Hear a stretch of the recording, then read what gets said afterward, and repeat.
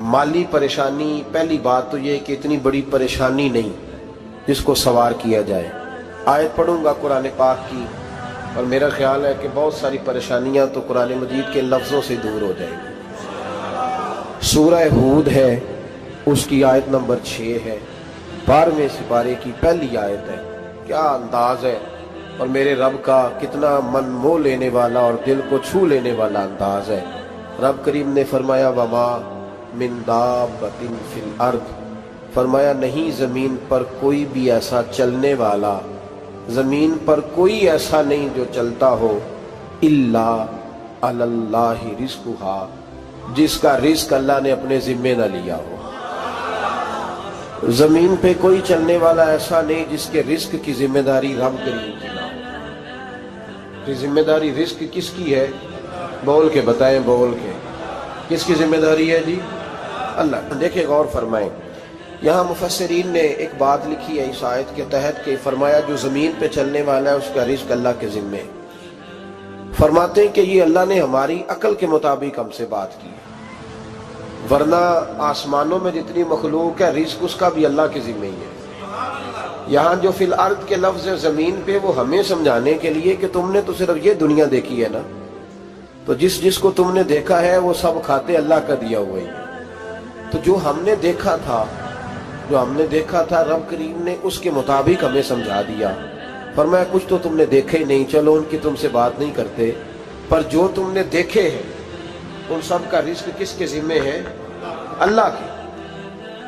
मेरे रसूल करीम सैयद आलम सल्लल्लाहु ताला अलैहि वसल्लम कुरान मजीद की जब तर्जुमानी करते, वजाहत करते, तो महबूब पाक सल्लल्लाहु अलैहि वसल्लम भी कोई इश्काल रहने नहीं देते थे, कोई इश्काल नहीं रहने देते थे। मेरे महबूब करीम अलैहिस्सलातु सलाम ने फरमाया अल्लाह पे भरोसा रख के सवेरे निकल जाना रिज़्क की तलाश में। किस पे भरोसा रखना है? निकलना तुम्हारे जिम्मे है। ये ना कहना कि घर बैठूंगा तो यही आएगा, निकलना तुम्हारी जिम्मेदारी है। जितनी जिम्मेदारी है वो पूरी करना। अल्लाह पे भरोसा करके निकल जाना तुम्हारी जिम्मेदारी है। रब का जिम्मा है तुम्हें रिज़्क देना, वो जरूर तुम्हें रिज़्क पहुंचाएगा। या रसूल अल्लाह सल्लल्लाहु अलैहि वसल्लम किस तरह पहुंचेगा? तो जरा हुजूर के लफ्जों का हुस्न भी देखिए। नबी पाक सल्लल्लाहु अलैहि वसल्लम ने फरमाया जिस तरह मौत तुम्हें ढूंढ लेती है ना कि तुम कहाँ मौजूद हो, जब वक्त आता है तो इंसान पाकिस्तान में हो तब भी आ जाता है, जद्दा में हो तब भी आ जाता है, मक्का में हो या मदीना तैयबा में, वक्त फिर भी आ जाता है।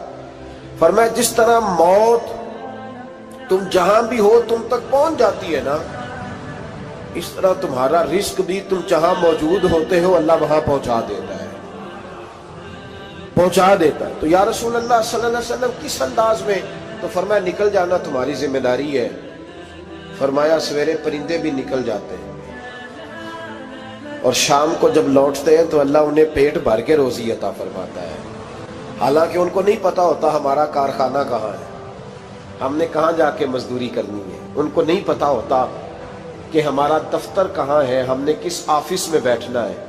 उनको नहीं पता होता कि हमने कहाँ जाके माल खरीदना है और कहाँ से हमने फिर उसको दोबारा बेचना है।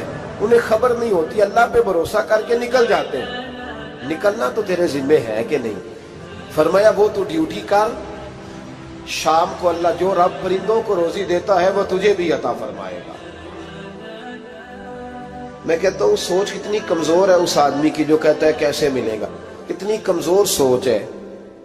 जो रब बैल को रोजी देता है, बकरी को रोजी देता है, इस जमीन इस धरती पे अगर बसने वाला ऊंट भूखा नहीं सोता, चले ये तो पालतू जानवर होते हैं, इस धरती पर बसने वाली अगर बिल्ली और कुत्ता रोटी खा के सोते हैं तो तू तो अशरफुल मखलूकात है। तूने अपने ज़हन में क्या टेंशन पाल लिया कि नहीं आएगा तो मर जाऊंगा, क्या बनेगा, किस तरह होगा? तू क्यों इतना परेशान हो गया?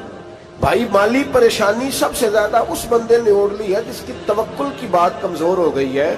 तू सीधी तवज्जो अपने रब करीम की जानिब रख, सीधी तवज्जो अल्लाह की जानिब कर। रब फरमाते हैं जिम्मा तेरा नहीं, जिम्मा मेरा। लेकिन तनख्वाह एक आती है घर में।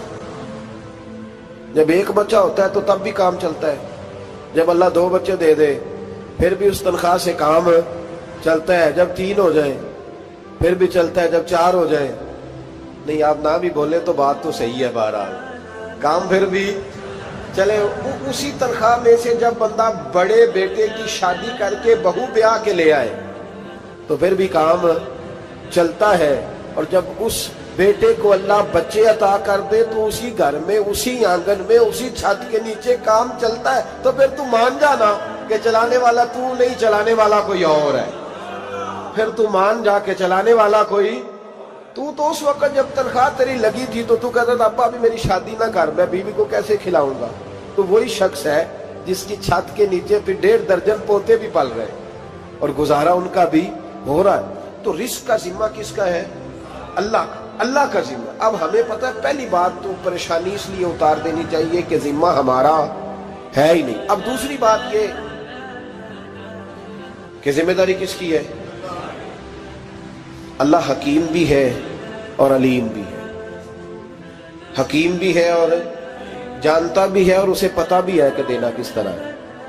اب ہم پتہ کیا کہتے ہیں؟ کہتے ہیں وہ جو بندہ پجاروں میں بیٹھا ہے وہاں اسے نہیں بیٹھنا چاہیے تھا، اور میرا حق تھا۔ تجھے زیادہ پتہ ہے کہ اللہ کو؟ بول کے بتا نا، کس کو پتہ زیادہ ہے؟ کیوں جی؟ تو آپ اصل ٹینشن پتہ کب لگتی ہے؟ جب بندے کہتے ہیں نہیں وہ پجاروں میری تھی، میرا حق تھا۔ وہ جب گزرتی ہے نا پاس سے مہران کے تو مہران والا ٹینشن بڑی لیتا ہے، حالانکہ اللہ کو زیادہ پتہ ہے کہ وہ حق۔ ایک بات اپنے ذہن میں یاد رکھ لیں، رٹ لیں کہ جو میرے لیے بہتر تھا میرے رب نے مجھے دے دیا، تو بات ختم ہو گئی۔ بس وصل اچھا ہے نہ فراق اچھا ہے، یار جس حال میں رکھے وہی حال اچھا ہے۔ بس جو میرے حق میں بہتر تھا میرے رب نے مجھے، مسئلہ یہ ہے کہ تو اس پہ راضی ہونے کو تیار نہیں۔ حضرت علی کرم اللہ تعالیٰ وجہ الکریم نے میرے نبی پاک کی ایک حدیث بیان کی ہے، اور جناب علی جب یہ حدیث بیان کیا کرتے تھے تو حضرت مجاہد فرماتے ہیں یوں لگتا تھا کہ جیسے حضرت علی ہمیں ہر پریشانی سے نکال رہے ہیں۔ مولا علی شیر خدا رضی اللہ تعالیٰ عنہ فرماتے ہیں کہ مجھے میرے نبی پاک صلی اللہ علیہ وسلم نے ایک طریقہ دیا تھا ٹینشن فری ہونے کا۔ آپ فرماتے ہیں مجھے تو بڑا راس آیا ہے، تم بھی اگر کر لو گے تو تمہیں بھی فائدہ دے گا۔ کہا وہ کیا؟ حضرت علی کہنے لگے محبوب علیہ السلام نے فرمایا تھا لوگوں تم اللہ کے دیے ہوئے تھوڑے رزق پہ راضی ہو جاؤ، وہ تمہاری تھوڑی عبادت سے تم سے راضی ہو جایا کرو گا۔ بس تم 2 نفل بھی پڑھو گے تو اللہ راضی ہو جائے گا، تم 1 رکوع بھی سویرے اٹھ کے پڑھو گے تو وہ راضی ہو جائے گا، وہ تمہارے 313 درود شریف سے راضی ہو جائے گا، تم اس کے دیے ہوئے تھوڑے رزق سے راضی ہو جاؤ۔ ٹینشن اس لیے ہوتی ہے کہ ہم راضی نہیں جو اس نے ہمیں دیا ہے۔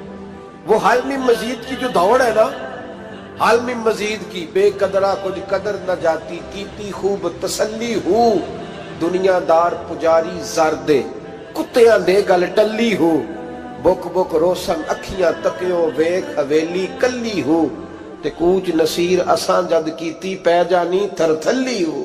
تو یاد رکھیں یہ جو ہے نا مصیبت کے مال آ کیوں نہیں رہا، وہ سامنے والا پلاٹ میرے گھر کے سامنے ہے گھر کے سامنے، پر رجسٹری میرے نام کیوں نہیں؟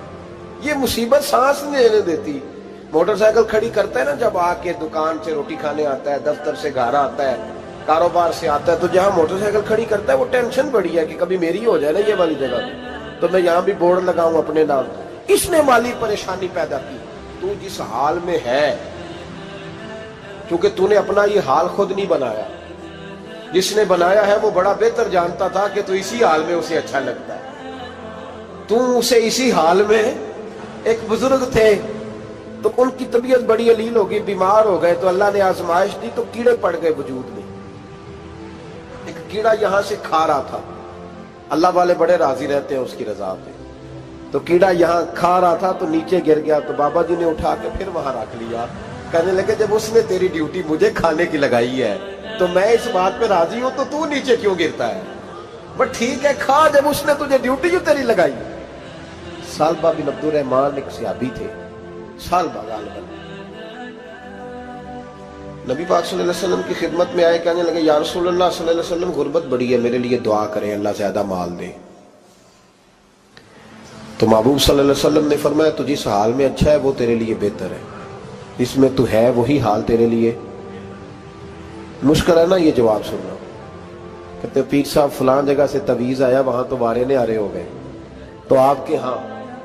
تو میں کہتا ہوں یہ تویز دینے والا اگر تویز دے کے امیر بناتا ہے تو پہلے خود کیوں نہیں بنتا؟ یہ خود تو 150 کا تویز بیچ رہا ہے، اپنی بیچارے کی حالت یہ ہے.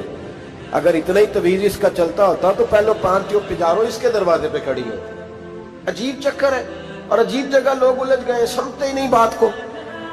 یا رسول اللہ صلی اللہ علیہ وسلم دعا کر دے تو محبوب نے کیا فرمایا؟ فرمایا تو جس حال میں ہے نا وہ حال تیرے لیے بہتر ہے، اسی میں رہ.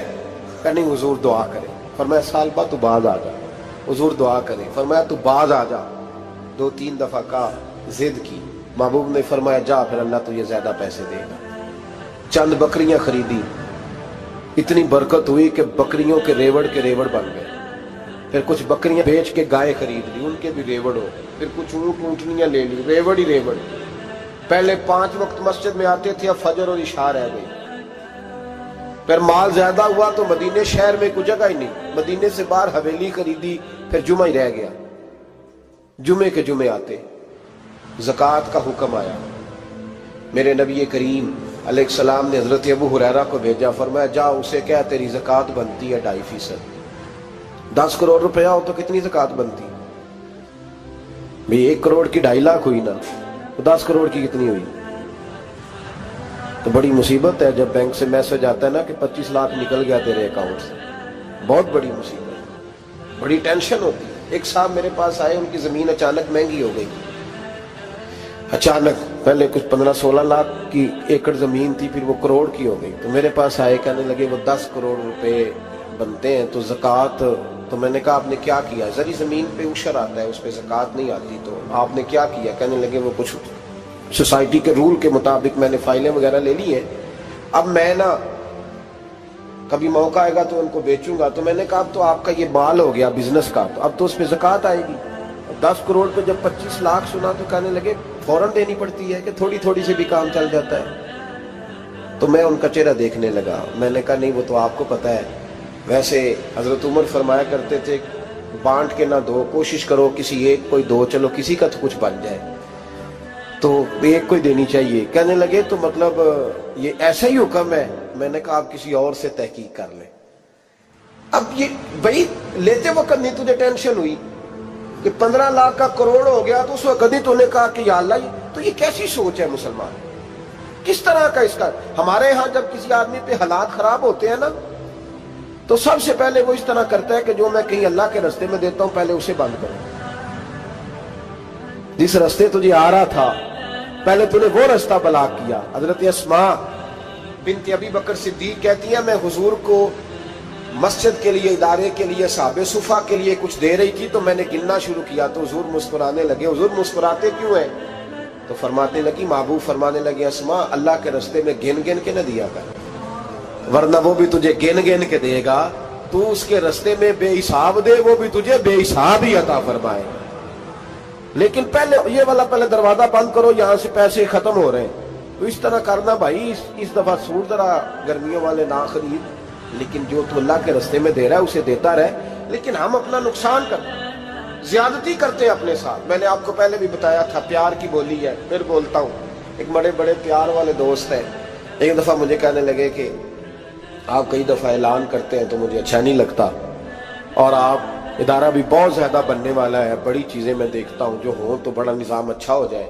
آپ دعا کریں اللہ مجھے پیسے دے تو میں بڑے سارے خرچ کروں گا اس کے رستے میں. تو میں نے کہا یا اللہ اسے 10 کروڑ دے، یہ 9.5 کروڑ تیرے رستے میں دے دے گا.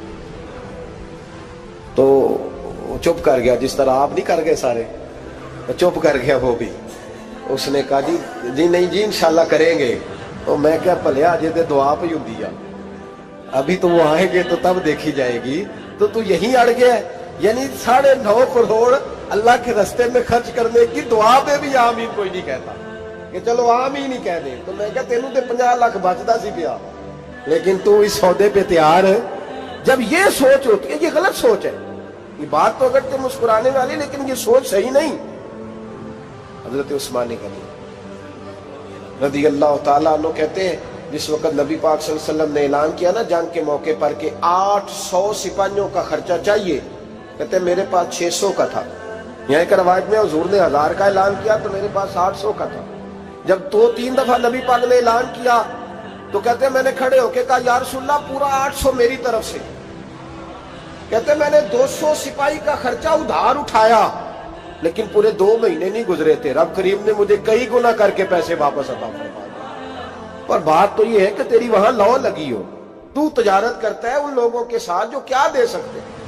تو سالبہ کے پاس حضور نے پیغام بھیجا، پہلے تو کہا تیرے لیے بہتر نہیں مال، جب اصرار کیا تو بڑی برکت ہو گئی، بڑا آیا تو فرمایا زکوٰۃ دے، 2.5% زکوٰۃ ہے۔ جب سوچا کہ 5 اونٹوں پہ ایک بکری جائے گی اور بڑا سارا مجھے دینا پڑے گا، اب جب غور کیا تو یہ تو نہ کہا کہ میں نہیں دیتا۔ حضرت ابو ہریرہ سے کہنے لگے نبی کریم علیہ السلام کی خدمت میں عرض کرنا کہ میں خود آؤں گا۔ حضرت ابو ہریرہ نے آ کے عرض کی یا رسول اللہ صلی اللہ تعالی علیہ وسلم، حضور وہ کہتے تھے میں خود آؤں گا، تو کہتے ہیں محبوب نے ٹھنڈی سانس لی، فرمایا اسے کہا تھا کہ تیرے لیے مال بہتر نہیں، اب ہلاک ہو گیا ہے، ہائے افسوس ہلاک ہو گیا۔ ان کو بھی تھوڑی دیر کے بعد احساس ہوا کہ یہ میں نے کیا کیا، نبی پاک کوئی کہہ دیا نہیں ہے، حضور کو کہہ دیا بعد میں آؤں گا۔ اب دوڑے آئے، عرض کی حضور میں سارا کچھ لے کے آیا ہوں، قبول کر لیں۔ محبوب نے فرمایا گویا بلال حبشی کی خشک کھجور بھی قبول ہے، اور صہیب رومی ایک اٹی بان کی لائے تو وہ بھی قبول ہے، اور عمار بن یاسر اور مصعب بن عمیر اگر 2 دینار دے جائیں اور کوئی پرانا جوڑا کسی سپاہی کے لیے چھوڑ جائے تو وہ بھی قبول ہے، لیکن تو اپنا لاکھوں لے کے چلا جا، تیرا کوئی نہیں قبول، معاف کر دے۔ فرمایا جا معاف کیا پر پیسے لے کے نہ آنا۔ اگلے سال پھر آئے، بندے ہوئے ہاتھ ہیں، محبوبہ میں دولت کا کیا کروں گا، آگ لگانی ہے، قبول کر لیں۔ فرمایا تو لے جا، تیرا نہیں قبول، گرا جو ان کی نگاہ سے وہ سنبھل نہیں سکتا۔ حضور نے وصال ظاہری کیا تو جناب صدیق اکبر کے پاس آئے، لاکھوں کا مال، ابو بکر قبول کر لو، تو جناب صدیق اکبر کہنے لگے اس کا کر لو جس کا نبی نے نہیں کیا، چل جا کوئی نہیں چاہیے۔ حضرت عمر کے زمانے میں قحط پڑ گیا، بارشیں نہیں ہوتی، غلہ نہیں ملتا، حالات خراب ہے، مالی طور پہ بحران آ گیا، غربتیں، مجبوریاں، تکلیفیں، آ کے روئے، عمر میرا قبول کر لو، مجھے معافی تو مل گئی تھی نا۔ فرمایا معافی اپنی جگہ پہ، پر جس کا مصطفیٰ نے قبول نہیں کیا۔ بہت سارے لوگوں کو پتہ ہی نہیں کہ ان کا قبول ہی نہیں ہوا، اور وہ الجھے ہوئے، انہیں خبر ہی نہیں کہ اصل بات کیا ہے۔ فرمایا جس کا مصطفیٰ کریم نے قبول نہیں کیا، اب ہیرے اور جواہرات بھی لے کے آئے تو بھوکے مریں گے، پر اس کا قبول، اس بات پہ راضی رہو، اس حال میں اللہ نے رکھا ہوا، اس حال میں راضی رہو۔ جو مصیبت ہے نا دیکھنی کہ وہ بھی میرے پاس، تمہیں کیا پتا، کبھی پوچھ تو صحیح اس سے وہ کس مصیبت کا شکار ہے، جو مالی طور پہ بڑا امیر ہے، تو اس کی طرف دیکھ کے اپنا دل برا کرتا ہے۔ بس جس حال میں رب نے رکھا ہے اس حال میں رہ،